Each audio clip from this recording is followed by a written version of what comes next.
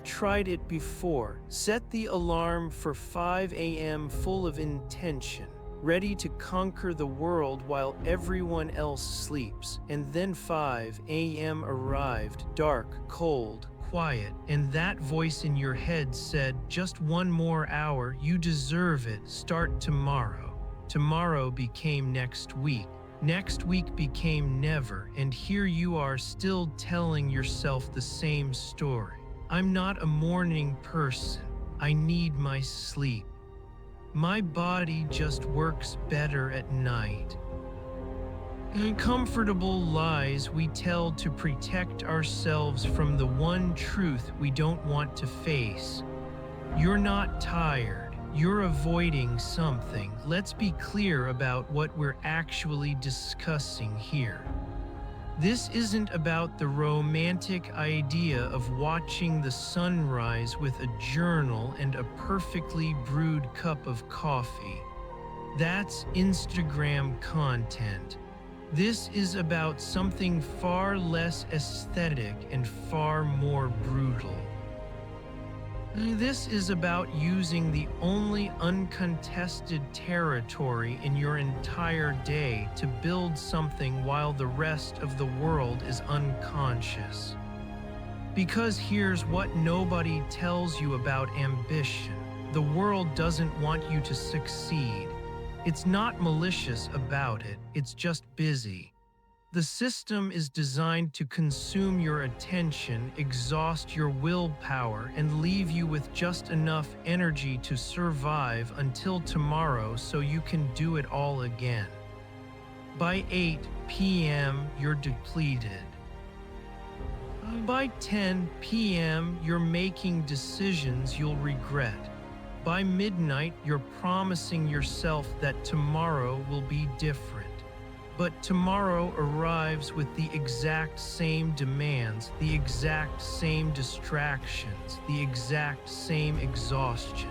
This is the trap, the loop. The reason most people die with their potential still inside them, and the only way out, you have to claim territory the world hasn't colonized yet. Enter a man named Thomas. Not his real name, but his story is real enough to matter. At 32 years old, Thomas worked nights as a security guard in an industrial town where factories never stopped humming.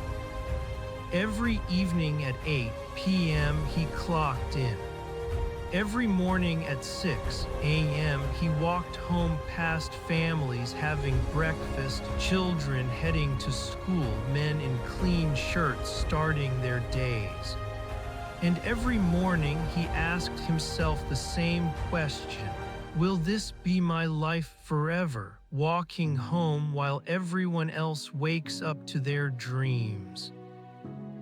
He lived in a room with a broken fan, a mattress on the floor, and a light bulb that flickered when the power dipped.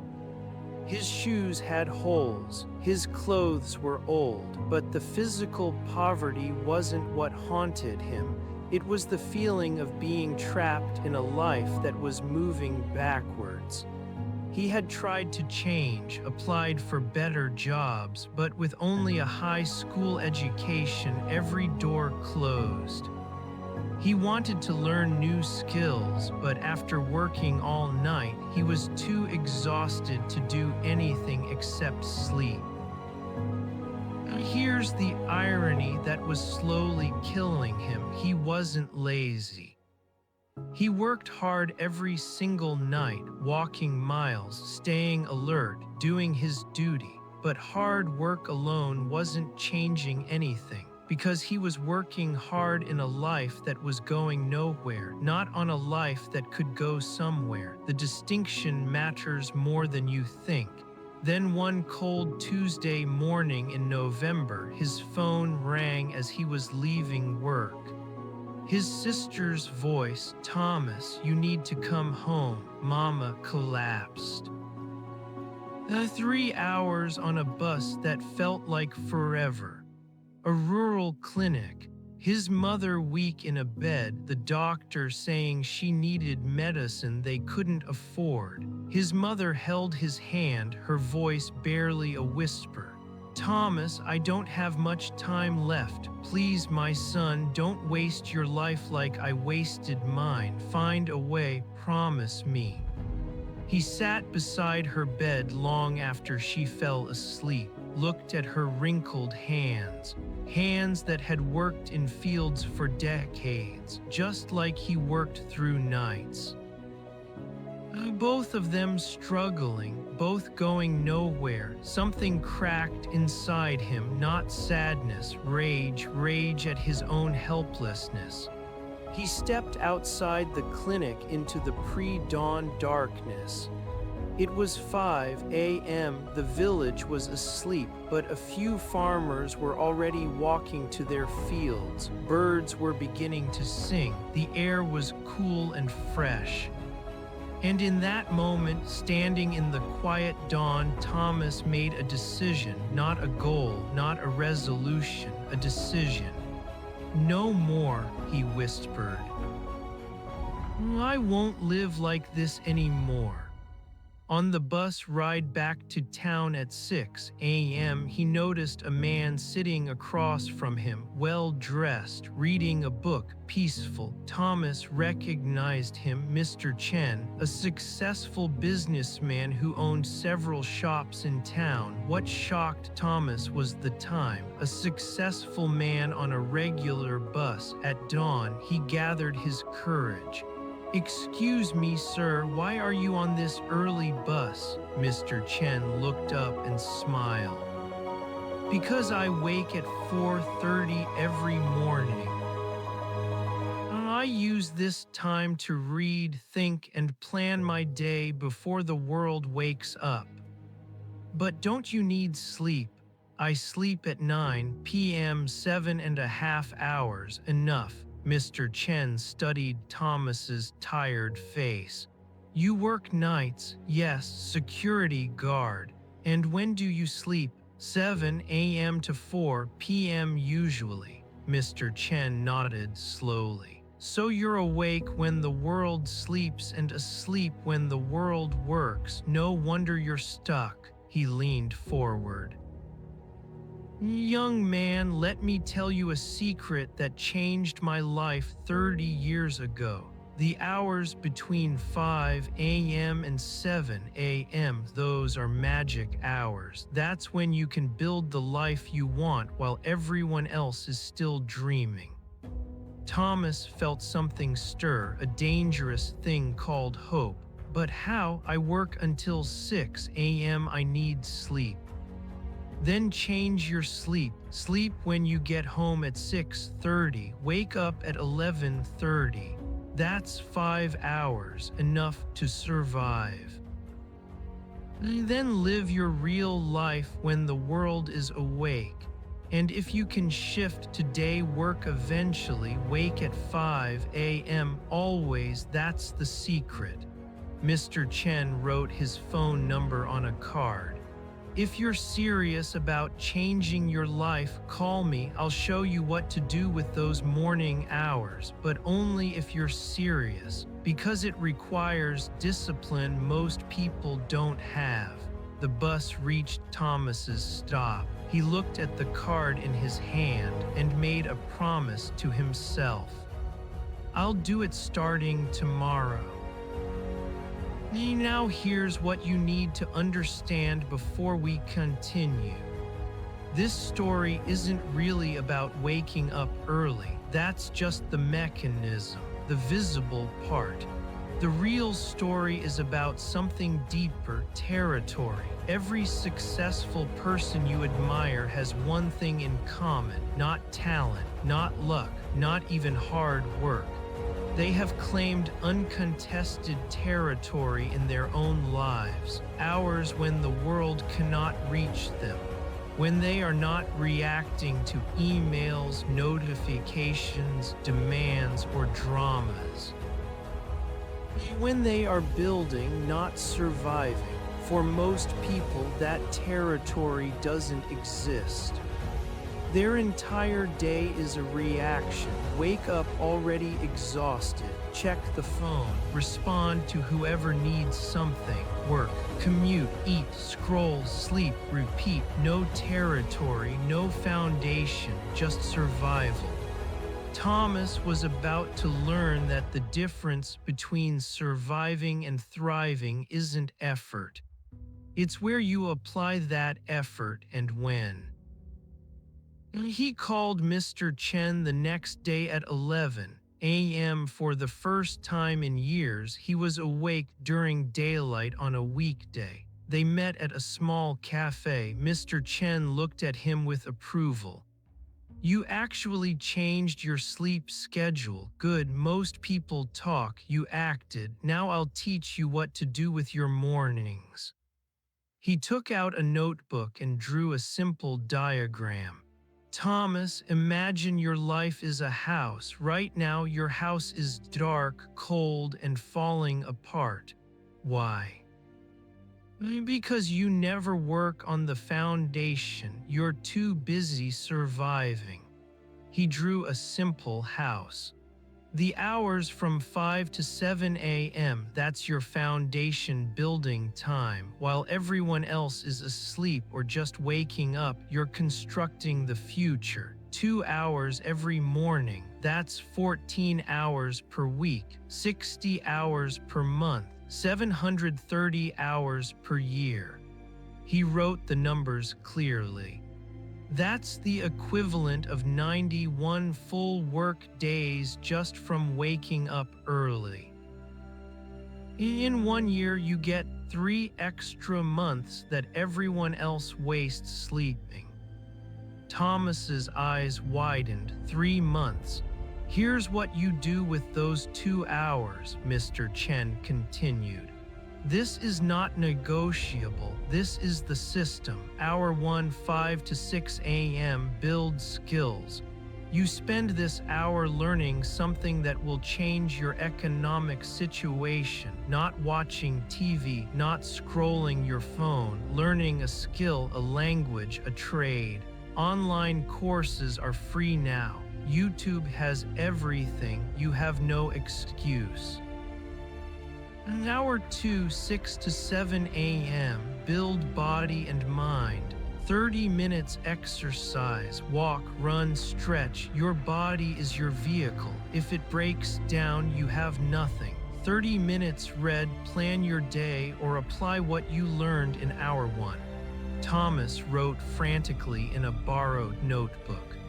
Mr. Chen added 3 rules. Rule 1, no negotiation. You wake at 5 a.m. every single day, including weekends. No, just today I'll skip. That's how you fail. Rule 2, sleep by 9 p.m. You can't cheat sleep and succeed. Your body needs rest, but you control when you rest. Rule 3, the first week will be hell. Your body will hate you. Your mind will create excuses. Push through. After 21 days, it becomes normal. After 90 days, it becomes who you are. Mr. Chen looked at Thomas seriously. I'm giving you 3 months. 3 months of waking at 5 a.m., building skills in hour 1, building yourself in hour 2. After 3 months, come back to me. Show me what you've built. If you've actually done the work, I'll help you find a better job. If you quit, don't bother calling. Success goes to people who show up when it's hard. Thomas felt the weight of the challenge, but also, for the first time in years, he felt something else, purpose. I'll do it, he said. I won't quit. We'll see, Mr. Chen said with a knowing smile. Everyone says that. The next morning, Thomas's alarm screamed at 5 a.m. His entire body protested. His mind whispered, just 1 more hour, you're so tired. But he remembered his mother's face in the hospital, Mr. Chen's challenge, his own promise. He threw off the blanket and stood up. And here's where most stories would cut to a montage: the triumphant music, the quick cuts of him studying, exercising, succeeding, the satisfying payoff without the discomfort. But that's not how this works. That's not how any of this works. So let's pause here at the exact moment before the transformation. Because this is where you are right now, standing at the edge of a decision with your own alarm waiting to scream at you tomorrow morning. And the question isn't whether Thomas succeeded. You already suspect he did. The question is, what will you do when your alarm screams? Because knowing the system isn't the hard part. The hard part is what happens next. The part nobody films. The part that breaks almost everyone. And Thomas was about to enter that part, day after day after day. The first week was agony, not dramatic agony, not the kind that makes for a good story, just the slow, grinding misery of a body and mind refusing to cooperate. Thomas dragged himself awake each morning at 5 a.m. His eyes burned, his muscles ached. His brain felt wrapped in wet cotton. He sat at his small table with the flickering light bulb, watching Excel tutorials on a phone with a cracked screen and nothing stuck. He would watch a video, reach the end, and realize he remembered none of it. His morning walks were worse, forced, mechanical. His legs heavy, his lungs complaining, his mind screaming at him to go back to bed. By 7:30 a.m. he would collapse into sleep, only to wake at 2 p.m. feeling like he hadn't slept at all, then prepare for his night shift, then do it all over again. Here's what the self-help gurus don't tell you about transformation. The beginning is humiliation. You are not good at the new thing. You are not motivated. You are not inspired. You are just failing repeatedly in the dark while everyone else sleeps peacefully, unaware that you're even trying. And that voice in your head, the one that kept you safe and small for years, gets louder. This is pointless. You're too old for this. You don't have the brain for it. Mr. Chen was just being polite. He doesn't actually expect you to succeed. The voice is convincing because it's not wrong about the present. In the present, you are failing. In the present, nothing is working. In the present, you look exactly like the person who will quit. The voice just doesn't mention the future. It can't. It doesn't exist yet. Day 7, Thomas almost quit. He woke up, looked at the ceiling, and felt something worse than exhaustion. Felt emptiness. The kind that asks, why are you doing this to yourself? For what? A chance, a maybe. You're trading sleep for a possibility. He reached for his phone to text Mr. Chen. I can't do this. But his phone was across the room. Rule 1, he had to stand up to reach it. And in those 3 seconds of standing, something shifted. Not motivation, not inspiration, just momentum. The smallest possible amount, enough to think, well, I'm already standing. He went to the table, opened YouTube, watched another tutorial, understood nothing, did the walk, felt terrible, went back to sleep. And that was the win, not understanding, not progress, just showing up. Here's the mechanical truth about habit formation that nobody wants to hear. The brain doesn't reward effort, it rewards repetition.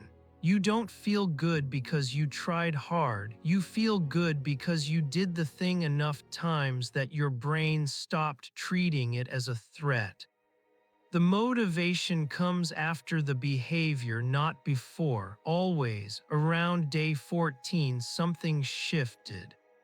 Thomas woke up, and for the first time, his body didn't scream, it just complied quietly. Like it had accepted the new reality. The Excel tutorials started making fragments of sense. He learned what a cell was, then a formula, then a function, small pieces clicking into place slowly without fanfare. His morning walks became less of a punishment. He noticed the sunrise one day, actually noticed it. The way the light changed, the quiet, the birds. He had walked past this same sunrise for 2 weeks without seeing it. Day 21. Thomas woke up at 4:58 a.m., 2 minutes before his alarm. His body had adapted. The war was over. A new normal had been established. Here's what happened neurologically during those 21 days, stripped of the spiritual language people like to wrap it in. The brain has a structure called the basal ganglia. It's responsible for habit formation. When you repeat a behavior consistently, the brain gradually shifts control from the prefrontal cortex, the part that has to think and decide and exert effort, to the basal ganglia, which runs on autopilot.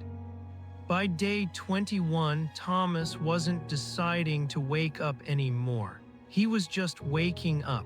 The decision had been moved to a part of his brain that didn't require willpower. This is the secret that changes everything. Discipline is not something you have, it's something you automate.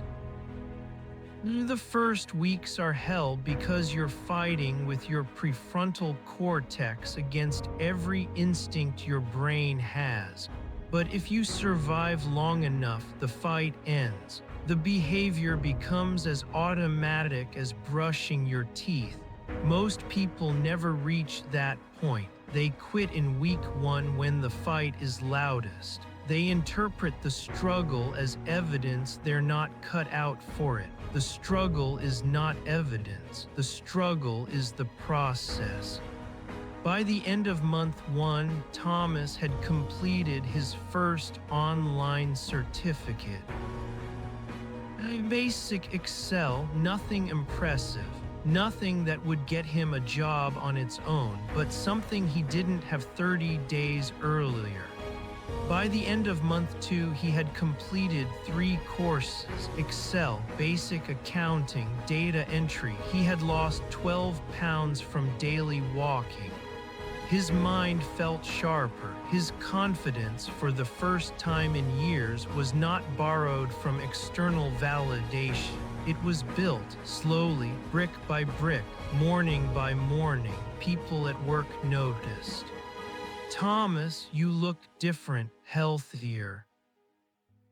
What changed? He smiled. I'm changing my life 2 hours at a time. Here's what they didn't see. They didn't see the mornings he wanted to quit. They didn't see the tutorials he watched 3 times and still didn't understand. They didn't see the loneliness of building something when nobody is watching. They just saw the result. They always do. In month 3, Thomas applied what he learned.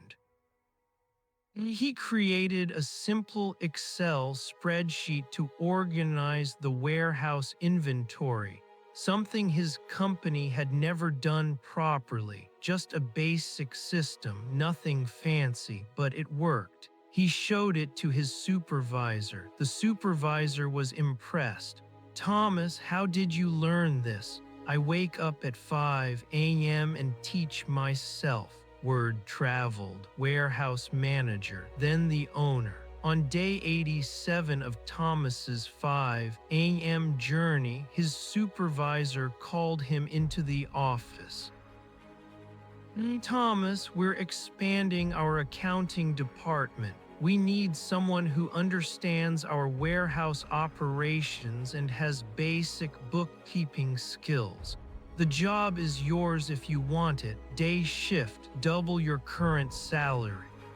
Thomas stood there speechless. 87 days ago, he was a hopeless night guard with a broken fan and a dying mother. Now he was being offered an office job. "When do I start?" he managed to say. "Next Monday." That evening, Thomas called Mr. Chen. "Mr. Chen, I did it. 90 days, I never missed a single 5 a.m. wake up, and today I got promoted." A pause, then Mr. Chen's voice, proud and warm. "I knew you would. You had the look of someone ready to change. Now remember, don't stop waking at 5. That's not a strategy anymore. That's your life now." "I won't stop. This is who I am now." Here's what Thomas understood at that moment that most people never grasp. The promotion wasn't the reward. The reward was the person he became to get the promotion. The Excel skills could be taught to anyone in a weekend. But the discipline, the consistency, the ability to suffer through the first 3 weeks without quitting, that couldn't be taught. That had to be built, and he had built it. 1 year later, Thomas had become the company's lead accountant. He had saved enough to move his mother to town, get her proper medical care, rent a decent 2-bedroom apartment. His mother lived to see it. She held his hand one evening and said, "I knew you would find a way." I just knew. Every morning at 5 a.m. he still woke up. Not because he had to, because those 2 hours were sacred. That's when he learned new software, read business books, planned his future. His co-workers would ask, "Thomas, why do you still wake up so early? You've already succeeded." He would smile and say, "Success is not a destination, it's a daily practice." And mine begins at 5 a.m. now. Let's pause here and look at what actually happened, not the inspirational version. The mechanical version. Thomas didn't change his life through talent. He didn't change it through luck. He didn't even change it through extraordinary effort. He changed it through territorial conquest. He claimed the only hours of the day that weren't already owned by someone else. 2 hours every morning when the world was asleep. 2 hours when nobody needed anything from him. 2 hours when he could build instead of react. That's it. That's the entire mechanism. Most people spend their lives reacting to territory that's already been claimed. Their job claims 8 to 10 hours. Their commute claims 1 to 2. Their family claims evenings. Their phone claims every REMAINING Chinese letter. Their exhaustion claims the rest. There is no uncontested territory left, so they never build, they only survive. The question Thomas answered, the question you have to answer, is simple. Where is your uncontested territory? If you don't have an answer, you don't have a plan, you have a wish. And wishes don't build foundations. Now here's the uncomfortable part. The part Thomas never says out loud in the feel-good version of his story. He lost things. He lost sleep for those first 3 weeks. Real sleep, the kind your body needs. He walked around in a fog, making mistakes at work, snapping at people, feeling half alive. He lost connection. Friends stopped inviting him places because he was always too tired or going to bed early. They didn't understand. They thought he was being antisocial or arrogant or weird. He lost comfort, the warm bed at 5 a.m. on a cold morning, the lazy weekend mornings that everyone else seemed to enjoy.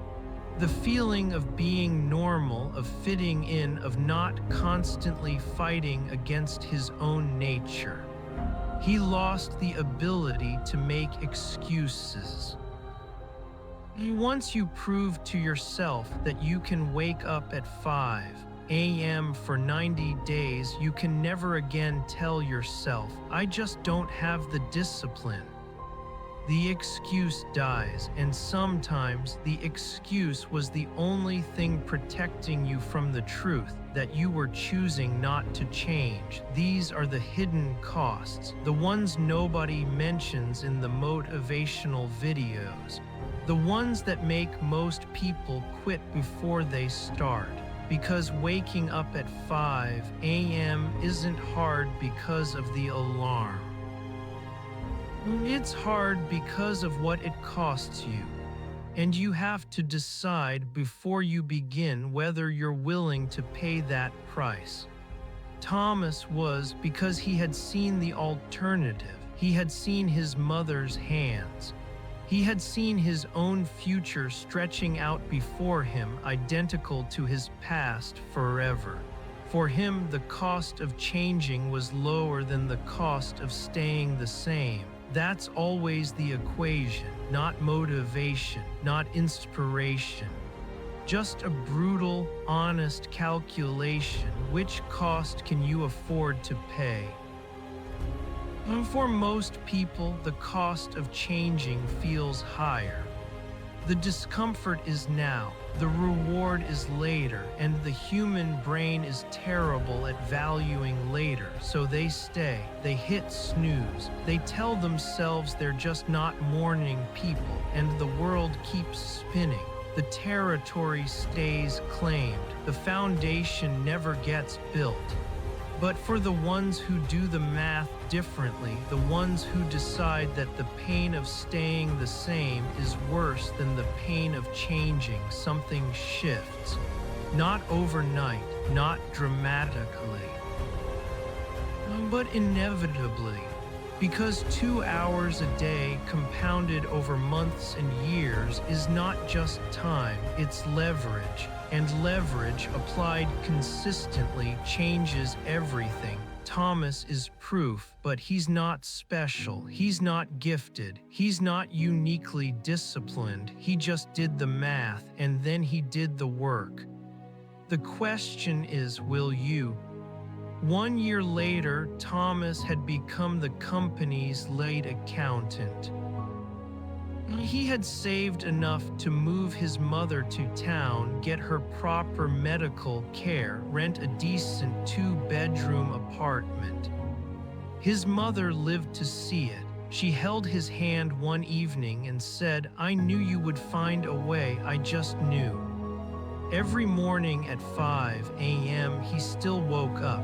Not because he had to, because those 2 hours were sacred. That's when he learned new software, read business books, planned his future.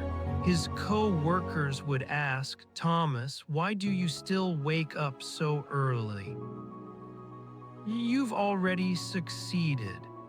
He would smile and say, success is not a destination, it's a daily practice. And mine begins at 5 a.m. now. Let's sit with that answer for a moment, because it sounds like a motivational quote, easy to post on Instagram, easy to nod along with, but Thomas meant something very specific, something mechanical, something most people miss entirely. He wasn't saying he woke up early because he was motivated. He wasn't saying it because he loved the sunrise. He wasn't saying it because he had more energy in the morning. He was saying it because he understood something fundamental about human psychology. Identity is built at the edges of your day, not in the middle. Here's what that means. The middle of your day, the hours between 9 a.m. and 5 p.m. or whenever you work, is reaction. You're responding to demands, emails, meetings, crises, other people's priorities. You're a function of your environment. The edges, the first hour and the last hour, are where you get to choose, where you are not reacting, where you are building, and what you build at the edges eventually becomes who you are at the center. Thomas didn't wake up early because he was disciplined. He became disciplined because he woke up early. The behavior came first, the identity followed. This is the inversion that changes everything. Most people wait to feel ready. They wait for motivation. They wait for the right moment. They wait until they become the kind of person who wakes up early. But you don't become that person and then act. You act and then you become. The 5 a.m. wake up is not the result of discipline. It is the cause of it. Let's zoom out now. Look at the broader implications, because this isn't really about waking up early. That's just the visible mechanism. The lever. This is about something larger, the relationship between time and identity. Every hour of your life is an investment. Not just in what you get done, but in who you become. When you spend an hour scrolling, you're not just losing time. You're reinforcing the identity of someone who scrolls. When you spend an hour learning, you're not just gaining knowledge. You're reinforcing the identity of someone who learns. The brain doesn't distinguish between who you are and what you do. It's the same neural network, the same pathways. Every action strengthens the pathway. Every inaction lets it decay. Thomas's transformation wasn't about the Excel skills. It wasn't about the promotion. It was about the gradual, invisible rewiring of his self-concept. For 32 years, he had identified as someone who couldn't change, someone trapped, someone who worked hard but got nowhere. That identity was built from thousands of tiny decisions repeated daily until they became automatic. Then he started making different decisions at the edges, tiny ones, almost insignificant ones. Waking up when his body screamed no, watching tutorials when his brain understood nothing, walking when his legs wanted to stop. Each decision was a vote, a small, quiet vote for a new identity. After 90 days, the election was over. The new identity had won not because he made one grand gesture, but because he cast enough votes. This is the mechanical truth beneath every transformation story you've ever heard. Not talent, not luck, not even hard work in the dramatic sense. Just consistent voting at the edges until the new identity becomes the default.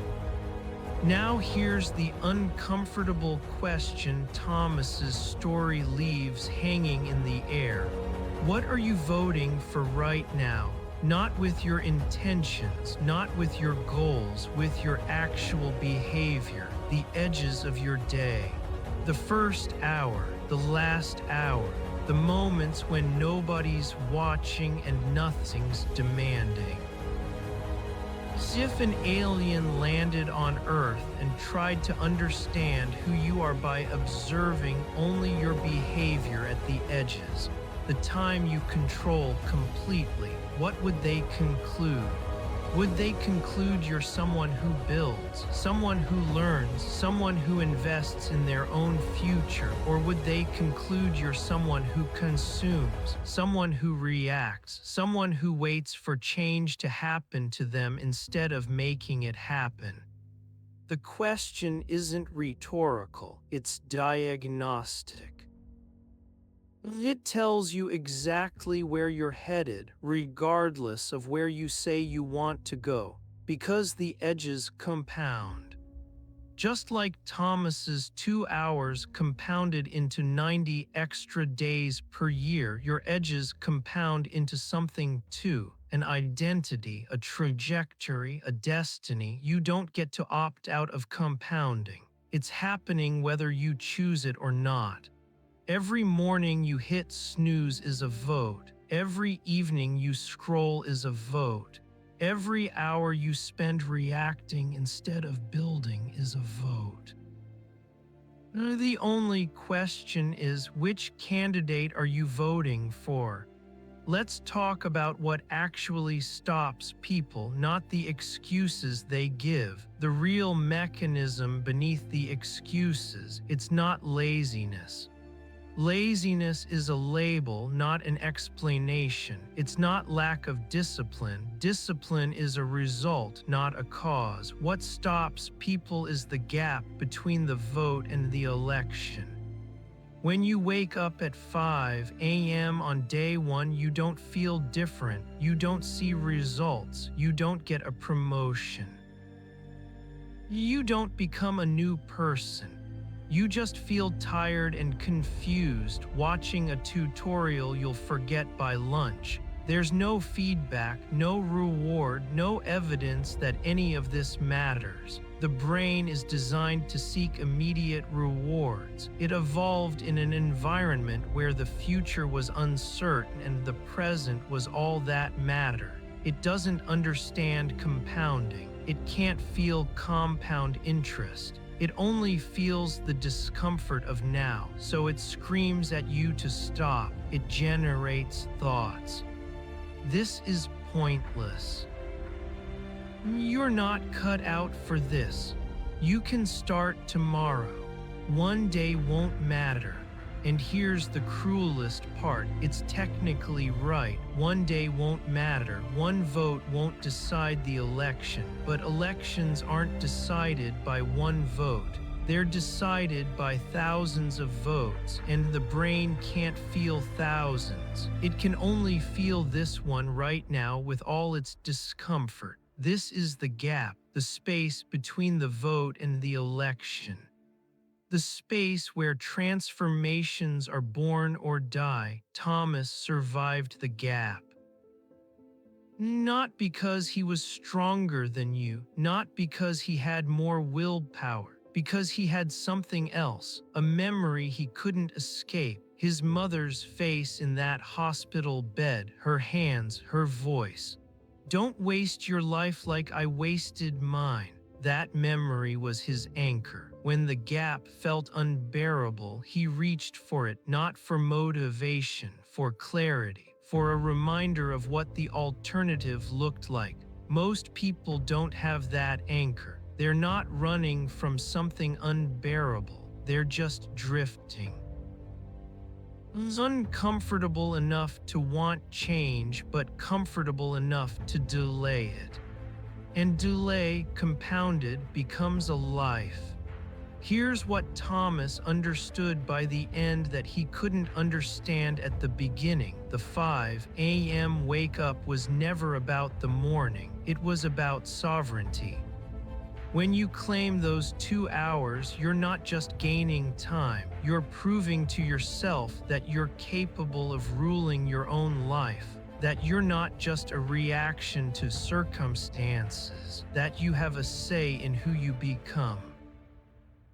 That proof changes everything, not because it gives you skills, but because it gives you evidence.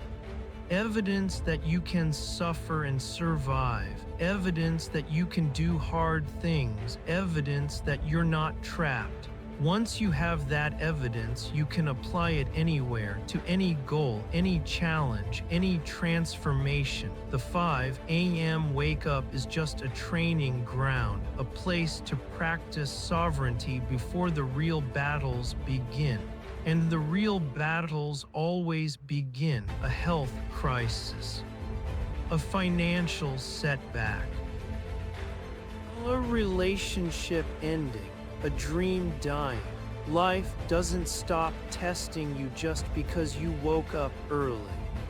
But when those battles come, you'll have something you didn't have before. Proof that you can show up when it's hard. Proof that you can suffer through the gap.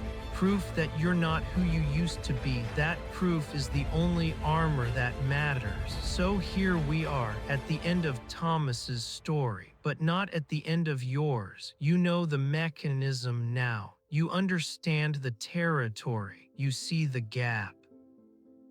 You recognize the voting process. The only remaining question is the one Thomas faced on that cold November morning, standing outside the clinic, watching the farmers walk to their fields. What are you willing to suffer for? Not what do you want. Wanting is easy, suffering is the price. And everything worth becoming requires suffering at the beginning. The 5 a.m. alarm is suffering.